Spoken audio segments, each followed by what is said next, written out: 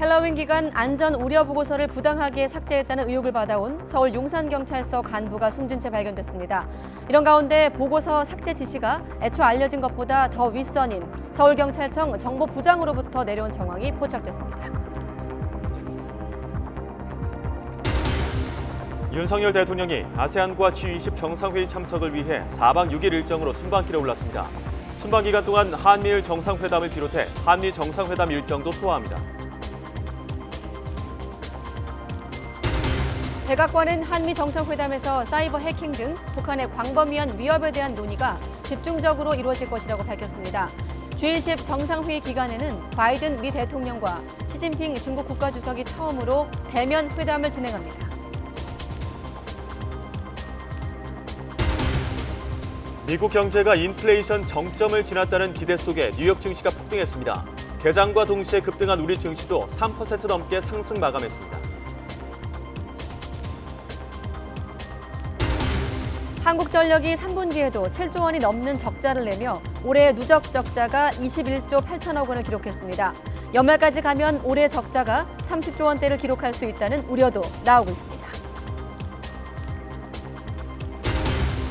보석으로 석방됐던 라임 사태 핵심 인물 김봉현 전 스타모빌리티 회장이 전자장치를 끊고 도주했습니다.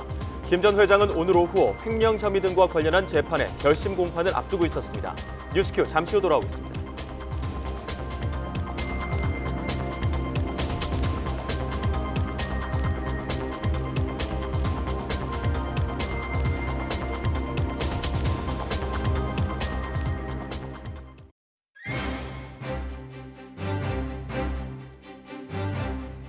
네, 여러분 안녕하십니까? 가장 빠른 종합뉴스 뉴스큐 시작합니다.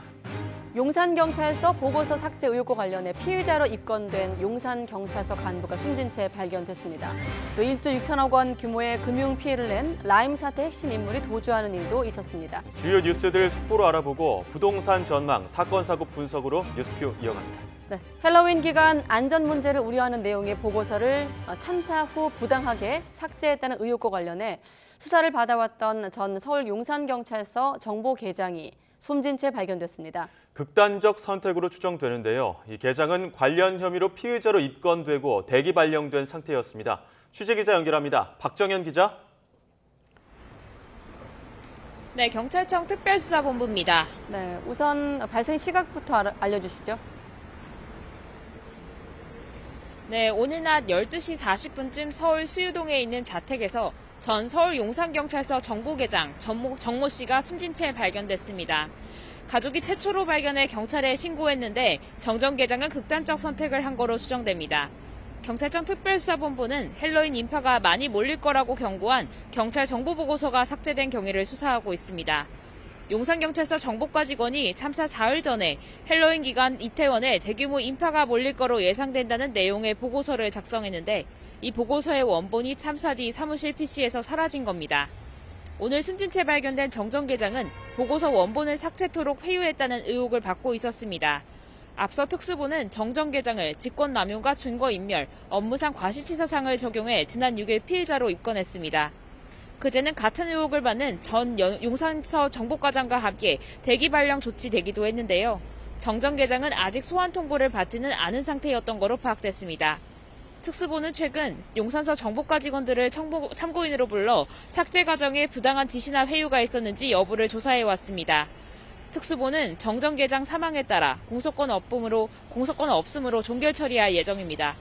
이와 별도로 함께 입건된 전 용산서 정보과장과 연루 의혹이 제기된 서울경찰청 정보부장에 대해선 수사를 이어갈 방침입니다.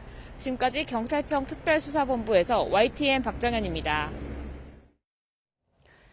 네, 그리고 참사 당일 집에 가는 길에 현장을 둘러봤지만 문제가 없었다고 주장을 했던 박희영 용산구청장의 해명이 거짓이었던 것으로 밝혀지고 있습니다. 구청 측이 참사 당일 운영했다던 상황실은 사실상 당직실의 개념이었던 것으로 밝혀졌고 참사 이후 뒤늦게 설치한 상황실은 부실 대응 의혹이 일고 있습니다.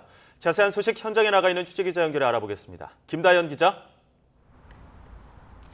네, 서울 용산구청 앞에 나와 있습니다. 네, 여러 대목에서 의문점이 있었는데 박희영 용산구청장 참사 이후 뚜렷한 행보를 보이지 않고 있죠? 네, 그렇습니다. 취재진은 박희영 구청장을 만나기 위해 자택과 청사를 여러 차례 찾아갔지만 결국 만날 수 없었습니다. 구청 관계자는 박 구청장이 사태 수습을 위해 청사 내에서 생활하고 있어 만나기 어려울 거라고 설명했습니다. 박 구청장이 어떤 책임을 질 것인지 명확히 밝히지 않은 채 언론 노출을 피하면서 책임을 회피한다는 비판도 나오고 있습니다. 네, 그런데 이 의문투성이었던 박희영 구청장의 참사 당일 행적, 구청 측이 뒤늦게 말을 바꿨죠?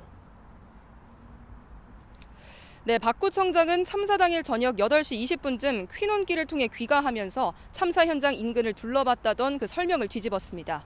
구청 측은 박 구청장이 참사 장소와 500m 넘게 떨어진 앤틱 가구 거리를 이용해 곧장 집으로 갔다고 말을 바꾼 건데요. 기본소득당도 보도자료를 내고 용산구청이 재난 상황에 대응하기 위해 이태원 참사 전부터 설치했다던 상황실이 사실상 존재하지 않았다고 지적했습니다. 구청 측이 상황실이라고 주장했던 곳은 당직실이었고 당일 당직자 8명은 자신들이 상황실 근무 중이었던 것조차 인지하지 못했다는 설명인데요.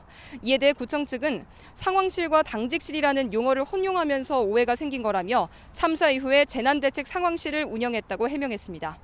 하지만 참사 이후 설치된 상황실은 실종자 신원 확인 관련 문의에 수차례 알 수 없다고 답변한 사실이 드러나 부실 대응 논란도 일고 있습니다. 네, 구청장은 두문불출이고 오락가락 해명까지. 자, 그리고 경찰 수사도 박희영 구청장과 용산구를 겨냥하고 있죠? 네, 특수본은 구청장실을 2차례 압수수색하고 구청 직원들을 소환 조사하는 등 수사에 속도를 내고 있습니다. 어제 이어 오늘도 용산구청 직원 여러 명을 불러 참고인 조사를 진행했다고 밝혔는데요. 특수본은 먼저 박 구청장이 앞서 3차례나 진행된 헬로윈 대책회의에 참석하지 않는 등 사전 준비를 소홀히 했다고 의심하고 있습니다. 참사 당일 구청장과 구청의 대응이 적절했는지도 집중적으로 들여다보고 있습니다. 구청 측은 참사 다음 날 보도자료를 내고 박 구청장이 참사 당일 밤 11시부터 긴급 상황실을 설치하고 비상대책회의를 열었다고 설명했는데요. 하지만 이 시간에 박 구청장은 회의에 참석한 게 아니라 참사 현장에 있었던 걸로 확인됐습니다. 이에 대해 구청 측은 보도자료를 작성하는 과정에서 실수가 있었다고 해명했습니다. 또 소방당국은 참사 당일 밤부터 다음 날 새벽까지 모두 6차례 상황 판단 회의를 개최했는데 박 구청장은 여기에 참석하지 않았던 걸로 알려졌습니다. 특수본은 이 부분도 함께 파악할 예정입니다.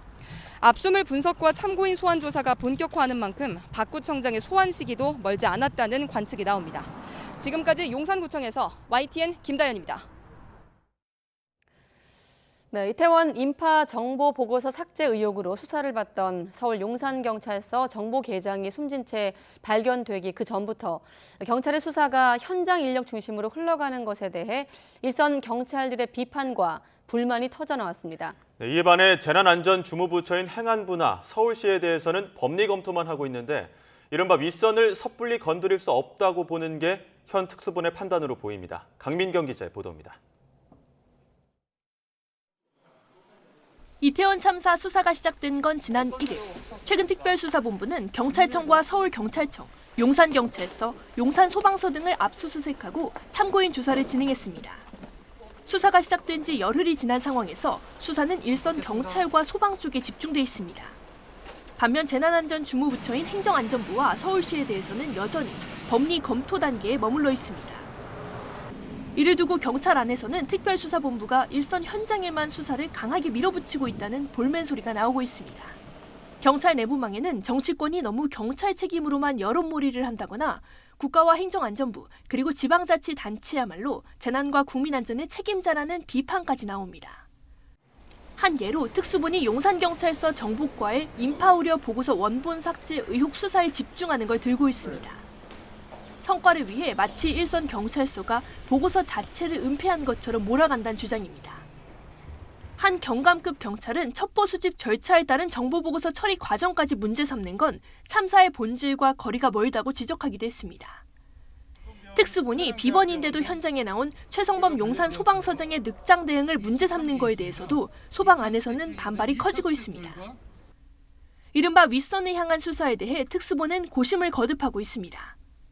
주체가 없는 행사이기 때문에 관리 책임이 없다는 정부와 지자체의 초기 논리는 윤 대통령 발언에서 어느 정도 정리가 됐습니다. 6시 34분에 첫 112 신고가 들어올 정도 되면은 그게 아마 거의 아비규환의 상황이 아니었겠나 싶은데 그 상황에서 경찰이 권한이 없다는 말이 나올 수 있습니까? 다만 대통령의 비판이 주로 경찰에 집중된 건 윗선 수사를 검토하는 특수본 입장에서는 부담일 수밖에 없습니다. 경찰이 설사 윗선을 수사한다고 해도 검찰 수사 단계에서 받아들여지지 않을 가능성도 적지 않습니다.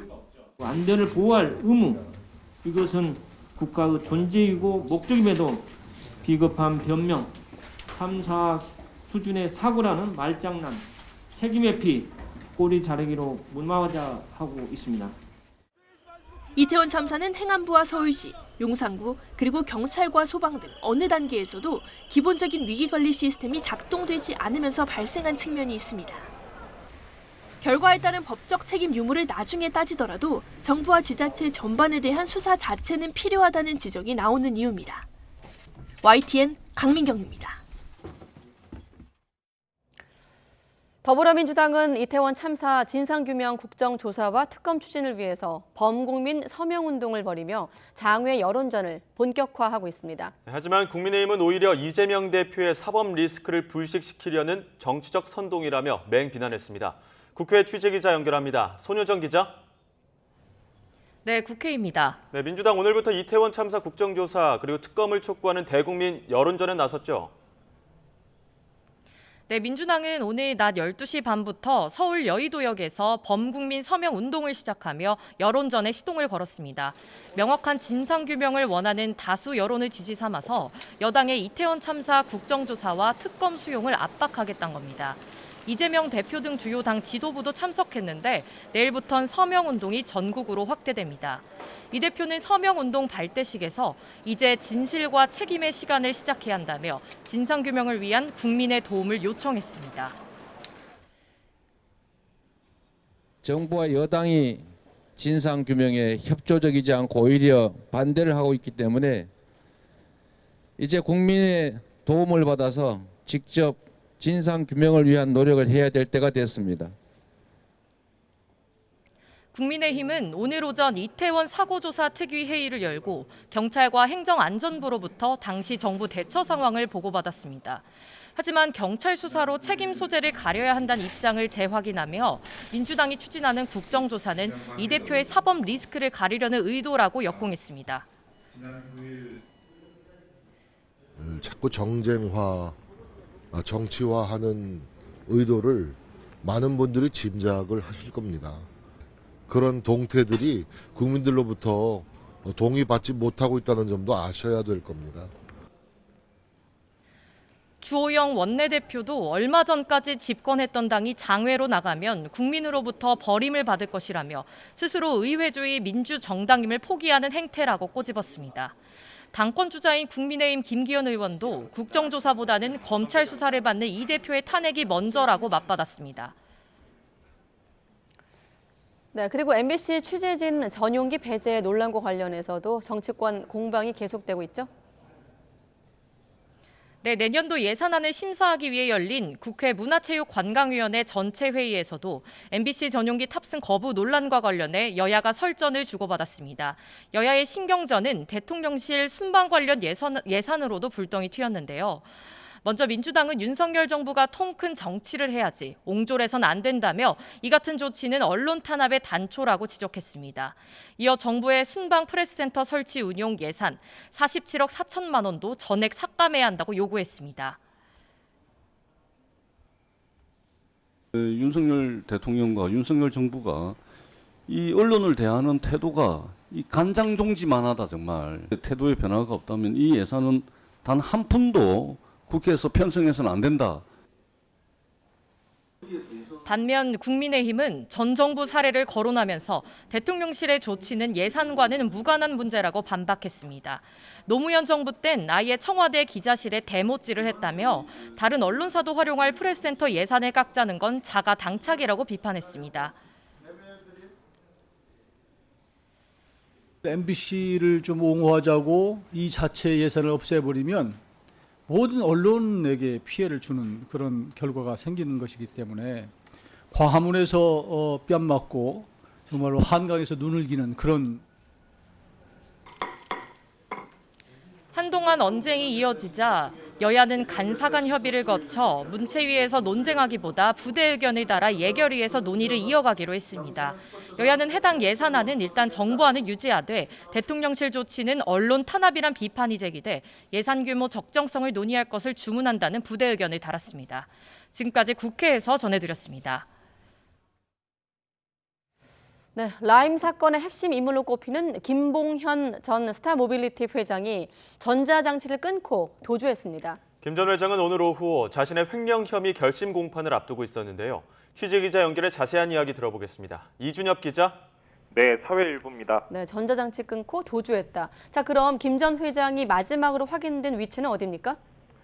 네, 전자장치를 관리하는 법무부에서 마지막으로 김봉현 전 회장의 위치를 확인한 시간은 오늘 오후 1시 반쯤입니다. 김 전 회장은 경기 하남시와 남양주 사이에 있는 팔당대교 인근에서 손목형 장치를 끊고 사라진 것으로 확인됐습니다. 특정경제범죄법상 횡령 혐의 등으로 기소된 김 전 회장은 오늘 오후 3시에 서울 남부지방법원에서 1심 결심 공판을 앞두고 있었는데요. 어제는 또 다른 라임 사태 관련 인물인 이종필 전 라임 자산운용 부사장이 대법원에서 징역 20년형이 확정되기도 했습니다. 김 전 회장은 앞서 재작년 5월 수원여객과 스타모빌리티 자금 수백억 원을 빼돌리고 정치권과 검찰에 금품과 향응을 제공한 혐의 등으로 구속 기소됐습니다. 그 뒤 지난해 7월 법원은 보증금 3억 원과 주거 제한, 전자장치 부착, 참고인이나 증인 접촉 금지를 조건으로 김 전 회장을 석방했는데요. 검찰은 별건인 91억 원대 사기 혐의로 지난 9월과 10월 두 차례 김 전 회장의 구속영장을 청구했습니다. 두 번째 구속 전 피의자 신문에서 검찰은 김 전 회장이 피해자들과 합의가 안 돼 법정 구속이 예상될 경우 중국 밀항을 준비했다는 진술을 확보했다고 주장하기도 했는데요. 법원은 두 차례 모두 영장을 기각했습니다. 1년 넘게 재판에 성실하게 출석했고 도망을 가거나 증거를 없앨 우려가 있다고 보기 어렵다고 이유를 설명했습니다. 그러자 경찰은 지난달 28일 보석 취소를 청구했고 법원은 오늘 김 전 회장이 도주한 뒤에 검찰의 청구를 뒤늦게 받아들였습니다. 지금까지 사회일부에서 전해드렸습니다.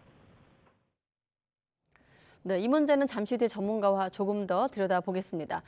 4박 6일 동남아 순방에 나선 윤석열 대통령이 조금 전 첫 방문국인 캄보디아 프놈펜에 도착했습니다. 잠시 후 한 아세안 정상회담에 참석을 해 인도 태평양 전략 등을 발표할 예정인데요. 아세안 회담을 계기로 한미일 정상회담과 한미 정상회담도 열릴 예정입니다. 취재기자 연결하겠습니다. 박서경 기자. 네, 용산 대통령실입니다. 네, 윤 대통령 이 캄보디아에서 어떤 일정 이어가는지 먼저 소개해 주시죠. 네, 윤석열 대통령은 동남아 국가연합 아세안 정상회의와 G20 정상회의 참석을 위해 조금 전 캄보디아 프놈펜에 도착했습니다. 4박 6일 일정 첫날인데요. 윤 대통령은 잠시 뒤 한 아세안 정상회의에 참석합니다. 이 자리에서 자유와 평화, 번영의 인도태평양 전략과 한 아세안 연대 구상을 발표할 계획인데요. 둘째 날인 내일은 아세안 회원국들과 한중일 3국이 함께하는 아세안 플러스 3 정상회의가 열립니다. 윤 대통령과 기시다 후미오 일본 총리, 리커창 중국 총리가 참석하는데 한중일 정상이 한자리에 모이는 건 지난 2019년 12월 이후 2년 10개월 만입니다. 모레인 13일에는 동아시아 정상회의 EAS에 참석해 영내외 안보 상황에 대해 논의합니다. 아세안 회의를 계기로 모레 한미일 정상회담도 열리는데요. 지난 6월 말 나토 순방 이후 5개월 만에 열리는 두 번째 한미일 정상회담에서는 대북 공조 방안이 중점적으로 다뤄질 거로 예상됩니다. 한미 정상회담도 열릴 예정인데 아직 날짜가 공식적으로 발표되지는 않았습니다. 이 밖에 캄보디아, 태국, 필리핀 등 아세안 회원국과의 양자 정상회담도 예정돼 있습니다. 윤 대통령은 오는 14일에는 인도네시아 발리에서 글로벌 재계협의체인 B20 서밋에 참석해 기조연설을 하고 15일 G20 정상회의에서는 식량 에너지와 안보, 보건 세션에서 두 차례 발언할 예정입니다. 최근 3연임에 성공한 시진핑 중국 국가주석도 G20에 참석하는데 윤 대통령과 자연스럽게 대면할 기회가 생길지 관심입니다. G20 정상회의는 오는 15일부터 17일까지지만 윤 대통령은 한국에서 네덜란드, 스페인 정상회담 등이 예정돼 있는 만큼 15일 하루만 참석한 뒤 심야에 귀국합니다. 순방에 동행한 김건희 여사는 주최 측이 제공하는 공식 배우자 프로그램에 참석하는데요.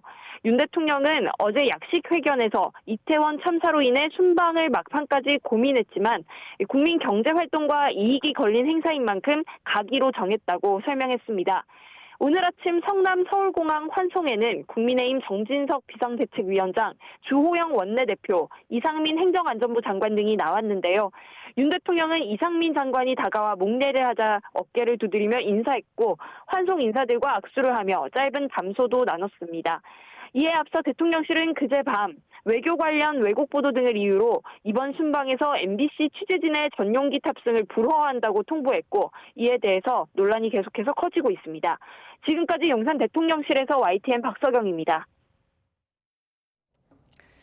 네, 우리로선 한미일 또 한미 정상회담으로 시선이 더 쏠리지만 이들 정상 간의 만남도 국제사회 관심이 모아지고 있습니다. 미중 갈등이 장기화하는 가운데 바이든 미국 대통령, 시진핑 중국 국가주석이 오는 14일 처음으로 대면 정상회담을 합니다. 이번 회담에선 역시나 대북 문제가 비중 있게 다뤄질 전망입니다. 워싱턴 권준기 특파원의 보도입니다. 집권당의 무덤이라고 불릴 정도로 전통적으로 여당에 불리한 중간 선거에서 선전한 바이든 미국 대통령과 당대회에서 3연임에 성공한 시진핑 중국 국가주석이 마침내 얼굴을 맞댑니다. 지금까지 전화통화만 5차례 한 두 정상이 주요 20개국 G20 정상회의가 열리는 인도네시아 발리에서 처음으로 마주 앉는 겁니다. 타이완 문제 등을 놓고 미중 갈등이 계속해서 고조된 만큼 두 정상이 긴장 완화에 실마리를 찾을 수 있을지 주목됩니다. Be direct and straightforward with him as he always is and expect the same in return from Xi, and then he can make his judgments on that basis about how to take things forward. That's why this meeting is extremely important. There just is no substitute for this kind of leader-to-leader communication. 최근 잇따른 북한의 미사일 도발과 핵실험 가능성도 의제가 될 전망입니다. 백악관 고위당국자는 미국과 중국은 과거 육자회담 등 북한 문제를 놓고 협력한 역사가 있고 비확산 체제 규범에 대한 약속도 공유하고 있다며 정상회담에서 북한 문제도 다룰 것이라고 밝혔습니다. 설리번 보좌관은 미중 정상회담 하루 전날 열리는 한미일 정상회담이 세 나라 관계에 중요한 이정표가 될 거라며 특별한 의미를 부여했습니다. 특히 윤석열 대통령과 바이든 대통령 간의 회담에서는 북한의 사이버 위협 등을 논의하는 등 대북 공조 강화 방안을 논의할 거라고 밝혔습니다. Yes, I do think that the broader threat posed by North Korea in the cyber domain will be a topic of conversation between the President of the ROK and the President of the United States. G20 기간 북한의 핵실험 가능성을 묻는 질문에는 핵도발 우려가 여전하지만 시점을 특정하긴 어렵다고 말했습니다. 그러면서 북한이 핵실험과 더불어 장거리 미사일을 발사할 가능성도 있는 것으로 관측했습니다. 한미일 정상이 만난 다음 날 미중 정상회담이 열려 바이든 대통령은 한미일 세 나라가 논의한 대북 입장을 시진핑 주석에게 전달할 가능성이 있어 보입니다. 워싱턴에서 YTN 권준기입니다. 고공행진하던 미국의 인플레이션이 정점을 찍은 듯 보이는 지표가 나왔습니다. 지난달 미국의 물가 지표가 7.7% 상승으로 우크라이나 전쟁 이후 가장 낮았는데요. 미 연준의 금리 인상에도 다소 숨통이 트일 것이라는 전망이 조심스럽게 나오고 있습니다. 보도에 김상우 기자입니다. 지난달 말 뉴욕의 할로윈데이 거리 행진에서는 기록적인 물가 상승의 고통을 보여주는 퍼포먼스가 등장했습니다. 물가 상승이 어느 정도이길래 그럴까? 올해 미국의 소비자 물가 지수 상승률은 6월에 41년 만에 최대치인 9.1% 올랐고 1, 2월에 7%를 제외하면 모두 8%를 웃도는 역대급입니다. 이로 인해 미 연준은 공격적인 금리 인상을 하는 상태.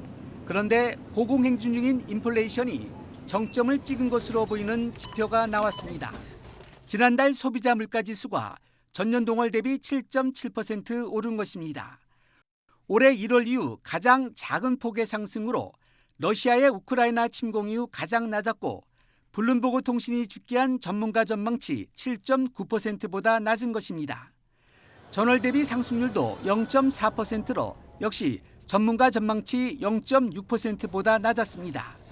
변동성이 큰 에너지와 식품을 제외한 근원 소비자 물가 지수 역시 전년 동월 대비 6.3% 올라 40년 만에 최고치였던 지난 9월보다 내려갔습니다. 지표가 이렇게 예상을 밑돌면서 연준이 오는 12월 기준금리를 0.75%포인트가 아닌 0.5%포인트 올릴 것이라는 전망이 많아지는 분위기입니다.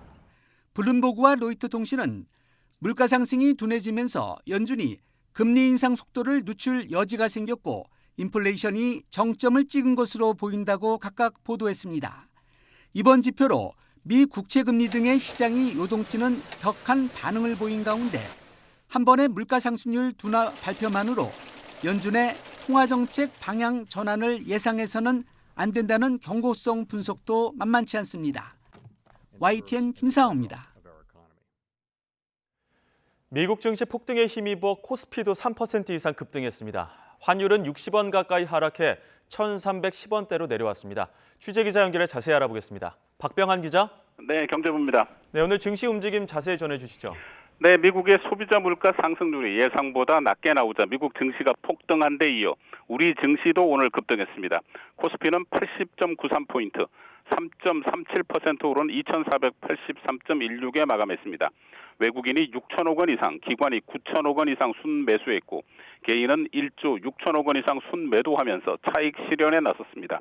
삼성전자가 4.14% 올라 62,900원에, 카카오는 15.55% 올라 58,700원에 각각 마감했습니다. 코스닥은 23.44포인트, 3.31% 오른 731.22의 거래를 마쳤습니다. 미국의 10월 물가 상승률이 예상보다 낮게 나타남에 따라 미 연준의 긴축 의지가 약화될 것이라는 기대감에 미국 증시와 한국 증시가 모두 탄력을 받은 것입니다. 서울 외환시장에서 원달러 환율은 59.1원이나 급락한 1,318.4원에 마감했습니다. 한때 1,400원을 넘어 고공행진을 이어가자 외환 위기, 경고 등까지 울렸던 환율이 60원 가까이 하락함에 따라 금융당국의 부담도 좀 가벼워졌습니다. 오는 24일 금통위 회의를 앞둔 한국은행도 환율의 큰 폭 하락에 따라 0.5%포인트 기준금리 인상 대신 0.25%포인트 인상도 검토할 것으로 보입니다. 지금까지 경제부에서 전해드렸습니다. 한국전력이 3분기까지 21조 8천억 원의 적자를 기록했습니다. 지난 2분기 누적 적자액이 14조 원이었는데 7조 원 넘게 적자가 더 쌓인 겁니다. 취재기자 연결합니다. 박홍구 기자. 네, 경제부입니다. 네, 한국전력이 3분기 실적을 발표했는데 자세한 내용 전해주시죠. 예, 한전이 발표한 3분기 실적을 보면 매출액은 51조 7천억 원, 영업손실은 21조 8천억 원으로 집계됐습니다. 지난해 같은 기간 1조 1천억 원 적자에 비해 손실액이 20조 7천억 원 늘었고 전 분기 누적 적자액 14조 3천억 원보다는 7조 5천억 원이 증가한 것입니다. 한전은 제조업 가동률이 올라가면서 전기 판매량은 늘었지만 연료비 급등에 따른 전력 구입비 증가로 적자폭이 커졌다고 설명했습니다. 우크라이나 전쟁 등의 여파로 LNG 가격은 지난해보다 115%, 유연탄은 187%가 올라 한전의 전기 구입 비용을 증가시켰습니다. 전력 도매 가격의 기준이 되는 S&P도 9월까지 평균 가격이 177.4원으로 지난해 83.3원에 비해 2배 이상 올랐습니다. 하지만 전기요금은 지난 3분기에 1kW당 5원 오르는 데 그쳤습니다. 앞서 지난 4월엔 전력량 요금도 4.9원 인상됐지만 천정부지로 오른 전력 구입 비용을 감당하지 못하고 있습니다. 한전이 전기를 팔면 팔수록 손실이 커지는 적자 구조가 앞으로도 계속될 경우 올해 말 30조 원대 적자가 현실화할 것이란 우려가 커지고 있습니다. 한전은 적자 해소를 위해 비핵심 자산은 매각하고 투자 사업의 시기를 조정하는 등 재무구조 개선에 나서고 한전법을 개정해 사채 발행 한도를 높이는 방안 등을 마련하겠다고 밝혔습니다. 하지만 한전의 적자가 심화할수록 안정적 전력 공급이 위태로워지고 피해는 고스란히 국민에게 돌아간다는 점에서 앞으로 전기요금 인상 압박이 커질 것으로 보입니다. 물가관리당국의 고민이 커지게 됐습니다. 지금까지 경제부에서 YTN 박홍구입니다. 네, 부동산 시장에 찬바람이 불면서 경착륙에 대한 우려가 커지고 있습니다. 정부가 연착륙 유도 대책을 내놨지만 실제로 효과가 있을지는 미지수라는 평가가 대체적입니다. 부동산 시장의 현재 상황과 정부 대책, 경제부 조태현 기자와 자세히 짚어보겠습니다. 어서 오십시오. 네, 안녕하세요. 최근 기사에서 부동산 시장 수식어를 한번 뽑아봤더니 내림세, 냉각기, 네. 침체기부터 빙하기까지 있더라고요. 지표를 좀 확인해 주시죠. 뭐 갈수록 그 표현이 조금 더 강해지는 것 같습니다. 네. 저희도 이런 이야기 거의 뭐 자주 네. 이렇게 주마다 말씀을 드리고 그 있는데요. 반대 얘기는 한 적이 없는 것 같아요. 그렇죠. 최근에. 네. 예. 오늘도 역시 한국부동산원의 주간 자료를 좀 봐야 될 것 같은데요. 네. 전국 아파트 가격이 이번 주에 0.39% 하락했고요. 수도권이 0.47%, 서울이 0.38% 떨어졌습니다. 네. 이게 조금 떨어졌네 이렇게 생각할 수 있는데 일주일 만에 이렇게 떨어진 겁니다. 네. 절대로 적게 떨어진 게 아니고요. 관련 조사를 시작한 뒤에 가장 큰 낙폭이었습니다. 뭐 여러 가지 이유가 있을 텐데요. 가장 큰 이유는 역시 기준금리 인상이라고 해야겠죠. 네. 올해 초에 기준금리가 연 1%였는데 지금은 연 3%고요. 그리고 오는 24일에 올해 마지막 금융통화위원회가 열리는데요. 이 자리에서 지금은 뭐 50bp를 더 올리게 될지 25bp를 올리게 될지 아직까지는 명확치 않습니다. 그러니까 소위 말하는 빅스텝을 할지 베이비 스텝을 할지는 모르겠지만 네. 일단 기준금리가 한 단계 더 올라가는 거는 거의 확실한 상황이라고 봐야 될 것 같아요. 기준금리가 오르면은 그만큼 시장금리가 오르고 그건 다시 말하면 대출금리도 오른다는 뜻입니다. 금융 비용이 커진다는 거죠. 또 다른 측면도 있는데 기준금리를 올리게 되면은 그만큼 소비와 투자가 나빠지면서 경기는 둔화되는 국면으로 접어들 수밖에 없게 됩니다. 그러면은 지금 금융 비용도 오르고 경기도 나빠질 것 같은데 누가 지금 집을 사려고 하겠어요? 이게 거래 절벽 현상입니다. 그래서 지난달에 거래 상황을 보면은 서울 네. 아파트가 한 400건 조금 넘게 거래가 됐어요. 아직 신고 기간이 남아서 조금 더 늘긴 할 건데 극적으로 늘어날 것 같지 않습니다. 그런데 지난해 10월에 얼마나 됐었냐? 2,000건이 넘게 거래가 됐거든요. 그러니까 지금 거래가 굉장히 부진한 상황이라고 볼 수 있겠습니다. 네. 팔려는 사람은 있는데 사려는 사람은 없고 뭐 이렇게 사려는 사람들도 상황을 보고 눈치 보고 있고 팔려는 사람들도 버티기를 하니까 가격이 떨어질 수밖에 없는 상황이다라고 보시면 되겠습니다. 예. 최근에 또 미분양 주택도 증가하고 있어서 이 부분도 시장에 상당한 영향을 줄 것 같은데요. 맞습니다. 이게 얼마 전까지만 해도 미분양이 대구나 뭐 지방 일부 지역의 문제였는데 네. 이게 지금 수도권으로 계속 북상을 하는 모습이에요. 건설회사 사람들과 만나서 이야기를 좀 해봤는데 2009년도에 미분양 사태가 있었거든요. 예. 그때가 다시 재현되는 거 아닌가 하고 굉장히 좀 긴장하는 모습들을 보이더라고요. 네. 가장 최근 통계가 있는데 지난 9월에 미분양 통계가 있습니다. 9월 말 기준으로 전국 미분양 주택이 4만 가구가 조금 넘었어요. 8월에도 늘었는데 9월에는 얼마나 늘었냐? 지금 그래픽이 나오고 있는데 27%가 넘게 급증을 했습니다. 이렇게 많이 늘어나면 어떻게 되겠어요? 미분양이라는 건 상품으로 치면은 팔리지 않은 상품입니다. 네. 아직까지 악성 미분양이라고 하는 중고금 미분양이 늘어나는 조짐은 없지만 상당히 좀 위험한 상황이라고 볼 수 있겠고요. 결국엔 이런 것들이 다 건설사에 부담이 되고 건설 경기가 악화되는 원인이 될 수 있다고 봐야 될 것 같습니다. 그리고 또 문제가 되는 게 최근에 자본시장이 좀 불안하다는 말씀 여러 번 드렸었는데 예. 요즘 신문에서 부동산 프로젝트 파이낸싱이 위험하다 이런 기사 여러 번 보셨을 거예요. 네. 이게 대형 건설사들은 뭐 규모도 있고 돈도 있으니까 버틸 수 있지만 중소건설사들은 좀 위험한 상황이다라고 볼 수 있겠습니다. 이 프로젝트 파이낸싱에 대해서 약간 설명을 드리면요. 프로젝트 파이낸싱은 돈을 빌리는 사람의 신용도와 관계없이 그 프로젝트의 결과물을 담보로 돈을 빌려주는 금융 기법입니다. 그러니까 부동산 PF라고 하면은 부동산을 집을 지어서 나중에 완공이 됐을 때 나오는 분양 수익을 담보로 돈을 빌려주는 거예요. 근데 건물을 지을 때는 시행사와 시공사가 있습니다. 네. 시행사들은 그 개발 사업을 추진하는 곳이고요. 예를 들어서 대장동 사업에서 나왔던 화천대유 같은 곳입니다. 시공사는 그 사업을 실제로 하는 건설사들입니다. 네. 근데 시행사들은 보통은 크기가 그렇게 크지가 않아요. 그래서 금융기관들이 PF로 돈을 빌려주면서 건설사의 보증을 요구하는 경우가 많습니다. 그런데 이렇게 건설 경기가 나빠지고 자본시장이 경색되면은 중소건설사들이 돈을 빌리기도 어렵고 이 PF에서 그 보증을 해야 되는 건설사들의 부담도 커질 수밖에 없게 되겠죠. 그래서 지금은 PF를 하더라도 쉽지가 않고 네. 해도 문제가 되는 그런 시기라고 볼 수 있겠습니다. 네. 부동산 PF 대출도 꽉 막혀 있다 보니 건설업계가 긴장하고 있다. 그런 내용까지 포함하다 보니 부동산 시장이 경착륙 어떤 전망이 나오는 건가요? 좀 위험한 상황이라고 보시는 분들이 많이 있죠. 네. 혹시 문재인 정부 시절에 부동산 가격 얼마나 올렸는지 기억하시나요?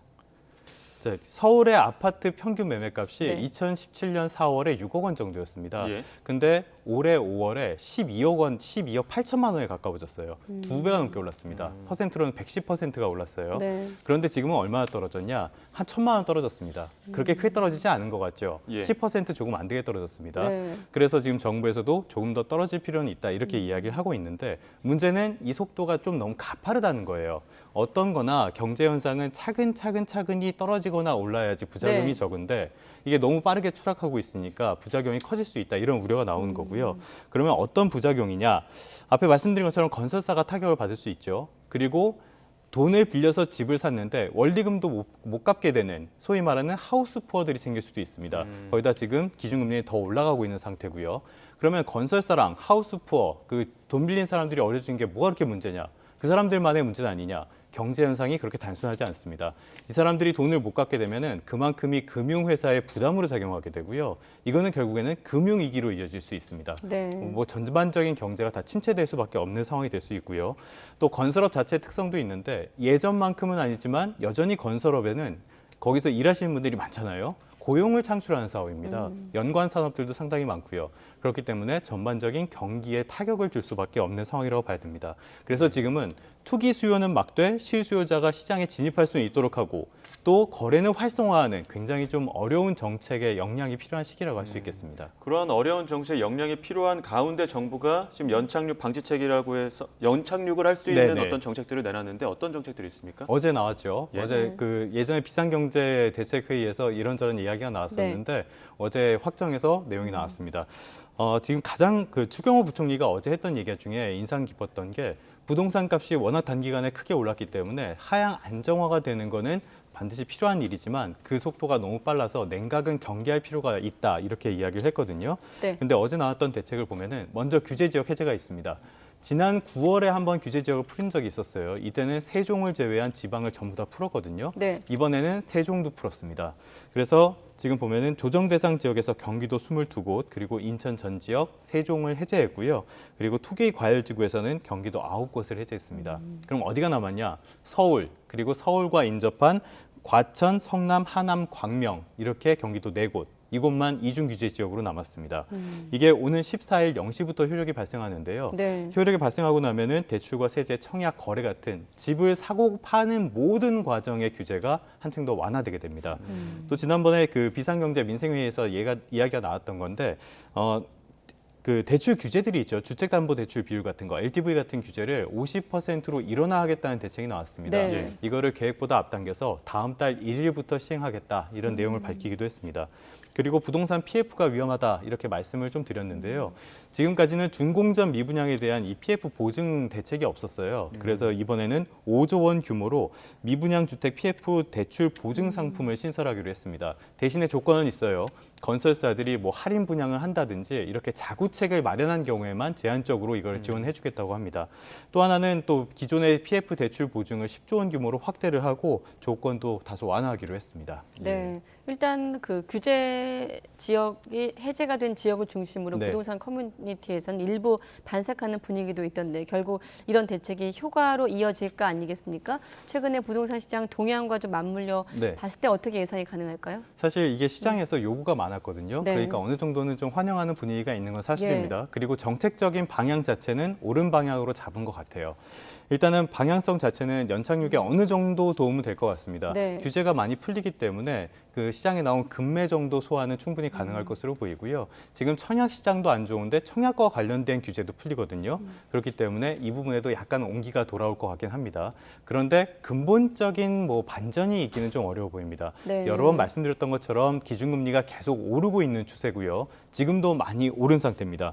그만큼 대출 이자가 무섭게 올랐기 때문에 어떻게 이게 부동산 시장이 갑자기 막 좋아질 것 같지는 않고요. 네. 또 하나는 LTV 말씀을 드렸는데 금융 규제는 지금 LTV만 있는 게 아닙니다. 총부채 원리금 상환 비율 DSR 들어보셨죠? 네. 이게 내용이 복잡해가지고 이게 계산으로 잘 안 되고 은행에 가서 상담을 받아봐야 대출 얼마나 받을 수 있을지 나오거든요. 네. 그런데 이게 풀리지 않고 그대로 있어요. 지금 우리나라 가계부채 수준을 고려를 해가지고 이것까지는 못 푼 것 같은데 그렇기 때문에 대출 규제를 완화한 것이 그렇게 큰 효과를 보기는 어려울 것 같습니다. 또 하나가 좀 전에 그 청약 시장이 좀 개선될 것 같다고 말씀을 드렸는데요. 이것도 근데 시장의 숨통은 트일 수 있겠지만은 지금 집값이 계속 하락을 하면서 분양 시장의 가격 경쟁력이 떨어진 상태입니다. 따라서 어떤 인기 일부 지역에서만 좀 효과를 볼 것으로 보이는 경우가 많고요. 네. 또 하나가 뭐 규제 지역 해제 역시도 서울과 서울 인접 지역들, 그러니까 인기 지역들은 빠졌기 때문에 이건 역시 효과는 좀 제한적일 거라는 그런 평가들이 나옵니다. 네. 아까도 말씀드린 것처럼 지금은 굉장히 복합적인 시기라서 어떤 규제를 선제적으로 과감하게 해제해야 된다 이런 목소리도 지금 나오고 있습니다. 네, 알겠습니다. 경제부 조태현 기자와 함께 부동산 시장 전망해봤습니다. 잘 들었습니다. 네, 고맙습니다.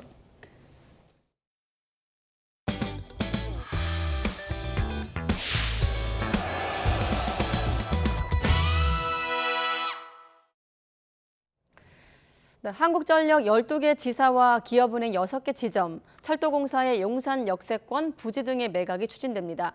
정부는 최상대 기획재정부 2차관 주재로 공공기관 운영위원회를 열고 오는 2027년까지 177개 공공기관이 모두 14조 5천억 원 규모의 자산을 매각하는 자산 효율화 계획을 확정했습니다. 구체적인 내용을 보면 철도공사가 보유하고 있는 용산 역세권 부지와 공무원 연금 도로 부지, 마사회 서초 부지, 보훈복지 건재사업단 부지 등 124개 공공기관의 비핵심 부동산 매각이 추진됩니다. 한국교육개발원 서울청사와 한전 12개 지사, 기업은행 6개 지점, 정보통신진흥원 내 상업시설도 매각 대상에 포함됐습니다. 비핵심 부동산 매각 규모는 11조 6천억 원입니다. 한전과 신용보증, 산업은행, 수출입은행이 보유한 골프 회원권과 한전과 마사회, 조폐공사, 도로공사가 보유한 콘도 리조트 회원권 등 불효불급한 자산 7천억 원도 매각이 됩니다. 이와 함께 비핵심 부실 출자 회사 지분 2조 2천억 원도 정비가 됩니다. 특히 한전 KDN과 마사회가 보유한 YTN 지분은 핵심 고유 업무와 무관한 지분으로 분류돼 매각 대상에 올랐습니다. 네, YTN 지분을 보유한 공기업들은 애초 보유하겠다는 방침을 밝혔었는데 설득력 약한 논리에 근거한 정부 의지에 밀려 최근 매각 방침으로 돌아섰습니다. 이어서 이승윤 기자가 보도합니다. YTN 지분은 한전 KDN이 21.43%, 한국 마사회가 9.52%로 공기업들이 30% 이상의 지분을 보유하면서 경영과 보도에 개입하지 않아 YTN은 준공영방송으로 분류됐습니다. 여당도 YTN을 공영방송의 하나로 인식할 정도입니다. 전반적으로 MBC, KBS, YTN, 연합뉴스 4개를 동시에 저렇게 비교하다 보니까 28일, 29일 저렇게 방송을 했습니다. 4개 공영방송이 저렇게 방송을 했기 때문에 많은 사람이 그게 몰린. 한전 KDN은 지난 8월 지금 시점에서 매각하면 투자 원금 대비 손실로 이어지므로 YTN 지분을 계속 보유하겠다는 혁신계획 초안을 산업통상자원부 혁신-TF에 제출했습니다. 또 광고 수익 증가와 사업 영역 확장으로 매출액과 영업이익 증가가 기대된다는 점도 언급했습니다. 하지만 8월 23일 산업부 공공기관 혁신-TF는 합리적이지 않다는 단 2줄짜리 검토 결과를 내놓습니다. 결국 한전 KDN은 9월 16일 매각 추진 의견을 산업부에 제출합니다. 4대 주주인 한국 마사회도 비슷한 과정을 겪습니다. 지난달 17일 정기환 회장은 국정감사장에서 YTN 주식 보유 관련 의견을 밝혔습니다. 방송 매체의 특성상 말산업 홍보에도 또 도움이 되는 측면도 있고 해서 지금까지는 이제 검토한 바가 없고 또 8월 말에 농식품부와 협의 속에서 혁신 계획안을 낼 때도 그때까지는 구체적인 검토를 한 바가 없습니다. 하지만 최근 마사회는 YTN 주식 지분을 팔겠다는 방침을 기재부에 다시 제출한 것으로 파악됐습니다. 수익률이 높지 않고 공익적 지능이 없다고 주장하는 정부의 의지가 반영된 겁니다. 25년 동안 주식을 갖고 있었는데 수익률도 별로 높지 않고 그런 공익적 기능이 없다고 보여지기 때문에 공공혁신 차원에서 이거를 저희가 아마 TF에서 매각을 공고한 걸로 알고 있습니다. 하지만 YTN의 매출은 90년대 200억 원대에서 1,300억 원대로 성장했고 최근 5년 연속 영업이익을 내는 안정적인 경영 실적을 토대로 주주들에게 꾸준히 이익을 배당해왔습니다. YTN은 국내에서 숱하게 공정한 미디어 1위를, 영국 로이터 저널리즘 연구소가 매긴 매체 신뢰도에서도 2년 연속 1위를 기록했습니다. 공적 지배구조 덕분에 YTN은 언론 공공성 평가에서 최상위를 차지하며 공익적 기능을 다해왔습니다. YTN 이승윤입니다. 네, 코로나19 신규 환자는 이틀 연속 5만 명대로 금요일 기준으로 9주 만에 최다를 기록했습니다. 방역 당국이 겨울철 재유행에 대비한 추가 접종을 당부하고 있는 가운데 다음 주부터는 BA.4.5 기반 개량 백신 접종도 시작됩니다. 취재기자 연결합니다. 최명신 기자. 네, 최명신입니다. 네, 이틀 연속 5만 명대. 코로나19 발생 현황 전해주시죠. 네, 오늘 0시 기준 코로나19 신규 환자는 54,519명입니다. 어제보다 800여 명 적습니다. 하지만 일주일 전과 비교하면 11,000여 명, 2주 전보다는 18,000명 정도 늘어서 증가세를 유지했습니다. 금요일 발표 기준으로 9주 만에 가장 많은 숫자입니다. 위중증 환자는 345명으로 8일째 300명대를 기록했고 사망자는 40명 발생했습니다. 위중증 환자 수가 늘어나면서 중환자 병상 가동률도 꾸준히 증가하고 있습니다. 어제 오후 5시 기준 전국 중환자 병상 가동률은 29.8%로 30%에 바짝 근접했습니다. 겨울철 재유행 대비 추가 백신 접종률은 전체 인구 대비 3.2%로 여전히 저조합니다. 특히 고위험군인 60세 이상 접종률은 9.6%에 그치고 있습니다. 당국이 적극적인 추가 접종을 거듭 당부하고 있는 가운데 다음 주부터는 BA.4.5 기반 화이자 2가 백신 접종도 시작됩니다. 오미크론 하위 변이 가운데 BA.1 기반 모더나 백신이 지난달부터 먼저 쓰였고 화이자의 BA.1 기반 백신 접종도 지난 7일부터 시작됐는데요. 여기에 BA.4.5 대응용 백신이 추가되면서 활용 가능한 개량 백신은 모두 3종이 됐습니다.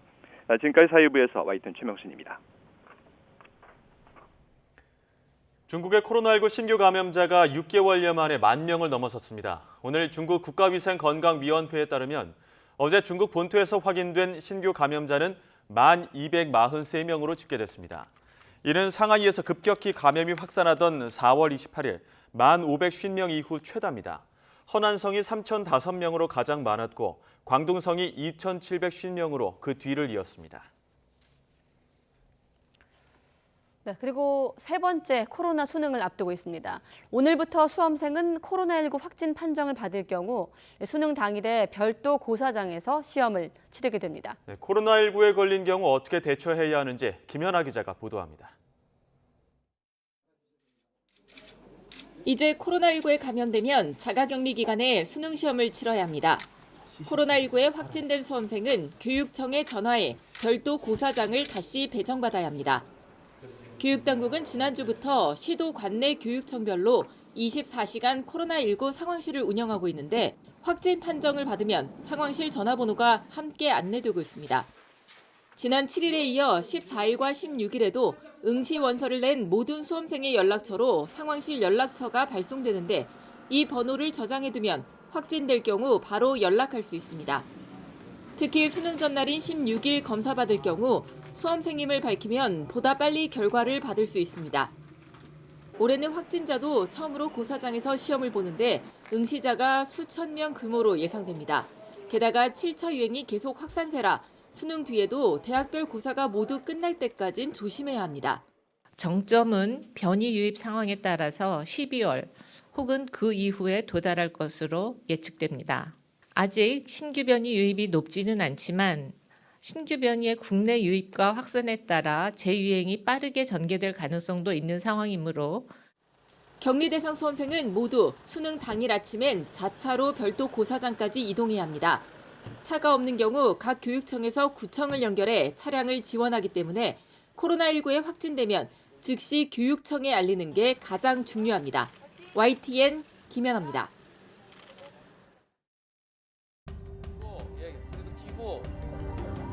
네.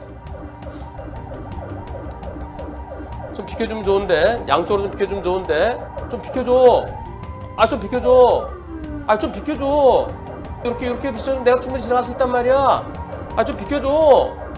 아, 요 차는 비키네, 요 차. 그러다가 요 오른쪽 공간이 있어. 좀 비켜줘.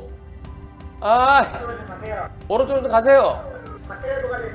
이제 비켜주나? 이제 비켜줘. 야, 너 거기로 우회전하려고 그럴라고, 이야, 2분 30초 허비했어요. 저 시간에 자기 가족이 죽을 수도 있어요.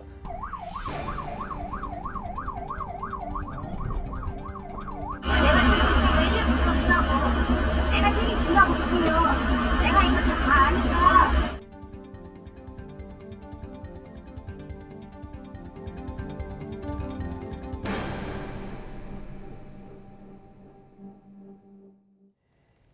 네. 경광등과 사이렌 소리에도 전혀 꿈쩍하지 않는 차량, 그리고 구급대원의 안타까운 목소리가 담긴 이 영상이 알려진 뒤에 많은 공분을 일으키고 있습니다. 실제 구급차의 진로를 방해하는 일이 적지 않다고 합니다. 왜 이런 일이 발생하는 건지, 또 법적 처벌은 어떻게 되는 건지, 관련 내용 포함한 사건, 사고, 승재현 한국형사법무정책연구원 연구위원과 짚어보겠습니다. 어서 오십시오. 네, 안녕하십니까. 구급차 얘기하기 전에 헤드라인 얘기 하나만 하고 넘어가겠습니다. 자, 라임 사태 핵심 인물 김봉현 전 회장이 재판 앞두고 전자장치를 끊고 도주했거든요. 지난해 7월에 보석받은 거랑 좀 연결해서 질문드리면 어떤 문제가 있는 겁니까? 사실 이게 원래는 보석에는 전자장치 부착이 없었습니다. 네. 그러다 보니까 보석이 굉장히 어렵게 되고 또 이렇게 서민들이 구속 재판을 받기 때문에 방어권 보장 차원에서 예. 법무부가 2020년 8월 5일부터 전자장치를 이제 차고 보석하는 걸 허용해 줬어요. 그런데 모르겠습니다. 이건 법원의 판단, 남부에 있는 그 법원의 판사님 판단과 제 판단이 다를 수 있는 것이고 예. 생각이 다르다고 틀린 건 아니지만 일단 김봉현 씨 이 사람 제가 알기로는 수사받다가 잠적 한번 했거든요. 예. 잠적하고 난 다음에 이제 체포를 받았고 네. 시청자 여러분 다 기억하실지 모르지만 라임 펀드는 1조 6천억 가까이 환매가 예. 중단되었는 거고 여기에 라임의 이종필 부사장은 지금 대법원에서 20년 확정 판결 받은 상황입니다. 그런데 지금 그런 상황임에도 불구하고 이제 김봉현 씨가 이제 보석을 받고 전자장치를 부착하고 이제 바깥에서 불구속 재판을 받는 과정에 혹시 앵커 그 소식 한번 이렇게 검찰에 나오는 검찰발 소식 한번 들어보셨습니까? 검찰발이 뭐라고 이야기했는가 하면 저도 네. 기사를 들었을 때 그때 기억이 나는데 뭐 김봉현 씨가 중국으로 밀항할 네. 그 정황이 보인다 이런 이야기가 좀 나왔어요. 아까 저희 취재 기자도 언급을 일부 그랬습니까? 했습니다. 예, 예. 네. 그래서 이제 검찰 입장에서는 이러면 조금 문제가 있으니 보석 한번 좀 취소해 주세요라고 일단 법원에 의견을 개진했는데 예. 사실 그런 상황에서도 이제 불구속 이제 보석되는 상태에서 불구속으로 재판받는데 그러다 보니까 검찰의 입장에서는 좀 불안했는가 봐요. 그래서 예. 별건으로 91억에 대한 또 다른 사건으로 구속영장을 청구합니다. 그 구속영장을 9월 14일 날 청구하고 10월 7일 날 청구했는데 네. 이 구속영장이 다 법원에서 기각이 돼요. 이게 재판을 충분히 잘 받고 있다. 그리고 사실 뭐 피고인도 방어권 차원에서 불구속 재판이 원칙 아니냐, 무죄 추정의 원칙이기 때문에 구속할 필요가 굳이 없다라고 한 상황. 내일 이제 결심 공판이 있는 상황에서 전자장치 끊고 이제 도주하고 난 다음에 지금 이제 당연히 그 보석 조건을 위반했으니까 법원에서는 보석 취소했다라고 합니다. 예, 뒤늦은 감이 없지 않아 있습니다. 이번에는 앞서 영상 봤었던 구급차 진로 방해 이 문제 한번 짚어보겠습니다. 네. 유튜브 영상으로 올라왔었는데 구급대원이 비켜주세요 하는데도 안 비키거든요. 어떤 상황이었던 겁니까? 아까 그 진행자의 설명이 예. 다 들어있어요. 네. 저는 아니 그 소리가 안 들렸다라고 저는 생각하지 않습니다. 그쵸. 앞에 A라는 차량에 있는 그 운전하는 분이 그게 들리지 않을 정도로 안에서 막 큰 음악을 틀고 있었다는 생각은 안 드는데 만약에 소리를 듣지 못했으면 뒤에 백밀러 보면 이렇게 빨간불이 빵빵 돌아가면 예. 이게 백밀러 그냥 백밀러라고 사이드 미러라고 하는 그 뒤에서 보일 수가 있잖아요. 네. 그렇죠. 그럼에도 불구하고 저렇게 피하지 않는 모습 저는 제일 마지막에 저 진행자가 했던 그 말이 저한테는 너무 가슴에 와닿는데 2분 30초 누구에게는 생사가 달려 있을 수 있는 정말 귀중한 시간인데 네. 그 시간을 자기가 조금만 비켜주면 되는 거잖아요. 그게 공간이 없는 것도 아니고 예. 그런 부분에서는 굉장히 아쉬운 대목이다라는 말씀드리고 싶습니다. 구급대원이 이 해당 차주가 우측으로 붙었으면 여유 있게 통과할 수 있었고 3분 정도 아꼈을 수 있다라는 설명을 했는데 일단 구급대원은 해당 차주를 고발을 했고 차주가 검찰로 송치됐습니다. 범칙금이나 과태료 부과 정도가 아니라 검찰에 송치했다는 건 어떤 의미인가요? 이게 법이 바뀌었습니다. 법이 바뀌었는데 이게 응급의료법이라고 예. 있는데 응급의료법 12조에 옛날에 데자뷰가 일어났던 앞에 우리 나왔던 그 영상에 보면 네. 그 앞에 구급차가 지나가는데 택시기사가 딱 막고 그 택시기사가 나 못 비켜줘 이런 이야기를 했잖아요. 예. 네. 그러면 그 당시에 응급 그 의료법 12조에는 응급의료원이 타고 있을 때 그 차량에 대한 뭐 불법한 행동을 했을 때만 처벌할 수 있지 구급차 안에는 응급의료인이 없으면 처벌할 수가 없었거든요. 그게 너무 말이 안 되는 예. 거잖아요. 그래서 예. 법을 언제 바꿨는가 하면 2021년 12월 30일 날 이제 법이 개정되어서 시행이 이제 2021년 12월 30일부터 시행되는 거예요. 그래서 네. 지금 상황은 단순히 과태료의 문제가 아니라 분명히 구급차에 대한 구호 의무를 위반했는 상황이 되는 거잖아요. 네. 그렇게 되면 5년 이하의 징역 또는 5천만 원 이하의 벌금. 지금 우리 저 시그널에 잘 나와 있지만 분명히 구급차에 대한 구조를 방해한 사람은 5년 이하의 징역 또는 5천만 원 이하의 벌금인 거죠. 누리꾼들은 강력하게 처벌해야 된다 이런 목소리가 있는데 지금 해당되는 법률 안에서 검찰이 어느 정도까지 지금 처벌을 할 수 있다 이렇게 보십니까? 제가 일단 먼저 구속요건 해당성이 있는지를 판단하고 제가 저 사건을 담당하는 검사라면 아니면 경찰이 하겠죠. 이제 저 사건은 이제 검경수 사건이 이제 나뉘어졌으니까 경찰이라면 첫 번째 이 사람이 몰랐느냐 몰랐으면 못 비키는 건데 이걸 모른다고 말할 수 있을까요? 그 뒤에서 그렇게까지 이야기를 하고 다른 차가 옆으로 비키고 있는데 그러면 저는 분명히 그 운전자는 그러한 뒤에 구급차라는 걸 인식했을 것이다. 그러면 인식했으면 아까 제가 와 있는 구급차에 대한 구호 의무를 방해했는 거잖아요. 그것도 분명히 비켜달라고 이야기했고 과태료 처분 받는다고 이야기했으면 그걸 만약에 비키지 않았다라고 하면 행위의 측면에서 방해 행위가 있었고 그 방해를 한다는 점에 대한 고의가 있었다라고 본다면 적어도 언급의료법 12조에 따른 5년 이하의 징역 또는 5천만 원 이하의 벌금에 해당될 수는 있는데 저는 이제 경찰에게 좀 간곡히 부탁하고 싶은 거는 이런 행동은 좀 어떻게 보면 이 차주한테는 미안한 말이지만 일벌백계 해야 되는 거죠. 뒤에 구급차 안에 타가 있는 사람이 우리의 어머니가 될 수 있고 우리의 아버지가 될 수 있고 나의 딸이 될 수 있고 나의 아들이 될 수 있고 나의 남편과 나의 부인이 될 수 있는 상황이고 저 시간만 제대로 도착했다면 살 수 있었다면 저는 그런 어떤 입장이라면 이 법이 5년 이하의 징역 또는 5천만 원 이하의 벌금이라면 저는 이거는 그냥 제 정말 소박한 생각입니다. 저 5천만 원 충분히 벌금 구형하는 것도 필요하지 않을까. 이건 분명히 할 수는 없는 일인데요.